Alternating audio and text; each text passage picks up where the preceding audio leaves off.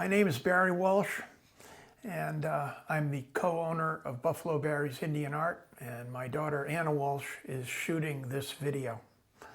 I want to start today by asking you a question. What artist made this very finely detailed Katsina carving of different long hair Katsina? And he made this trio of hililis, stacked hililis, and he made this cottonwood necklace showing a snow maiden, and Easter eggs, speaking of a snow maiden, and other female Katsina, and a skateboard deck showing the warrior mouse defeating the hawk, and one of my favorites, his interpretation of the Abbey Road album cover, but instead of Beatles heads, there's 4 Katsina heads taking their place, and he entitles it on the back, Village Road. Another bas-relief wood carving painted of Masao and Masao Mana, the death spirit, and his wife, Masao Mana. You get the idea. Mavasta Honyouti, who lives in Tuba City and grew up in Haute-Villa, is a remarkable creative genius. He's won many prizes at the Heard Museum, at the Museum of Northern Arizona, and at Santa Fe's Indian Market. He's incredibly diverse in his creative talents. He's a remarkable genius, and I'm pleased to know him. He is featured in our book on the great tradition of Hopi Katsina carvers. You might wonder, where does all this talent come from? Well, it comes from 3 generations of Honyoutis. The patriarch was Clyde Honyouti, a very fine carver indeed, and he passed it on to 2 of his sons, Ronald and Brian. And Ronald is the father of Mavasta, and I might mention Mavasta's younger brother Kevin is a very talented Katsina carver in his own right. He has an ability which was true for the other Honyoutis who preceded him to do extremely detailed, ultra-realistic carvings.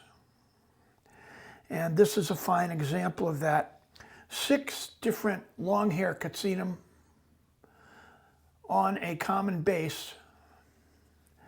And in our book on the great tradition, there's an example of him carving a kiva structure, and he's not only carved and painted the outside, he's carved the inside of the Katsina structure. Just a astonishing tour de force.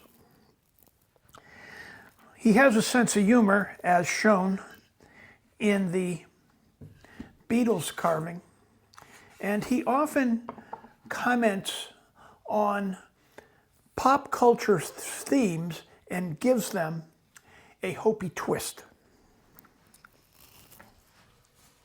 Here we have Cookie Monster on a skateboard deck. What makes this Hopi?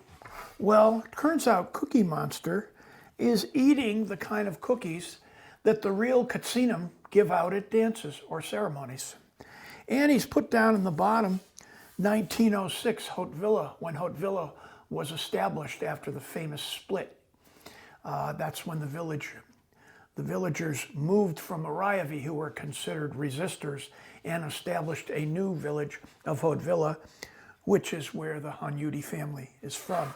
And also making this Hopi is a traditional Hopi rainbow and cloud motif. If you're not familiar with the famous old story of the warrior mouse, a hawk was on Hopi picking off their chickens, and the human beings couldn't figure out what to do. But the warrior mouse tempted and taunted the hawk, and the hawk came after him with a vengeance. And the warrior mouse popped out of the kiva, which is shown right here, and stabbed him with a long spike, and became the hero of the Hopi people for saving their chickens and ridding them of the dangerous hawk. So this book was published initially in the 30s, The Warrior Mouse, but Mavasta gave it a contemporary update with this skateboard deck.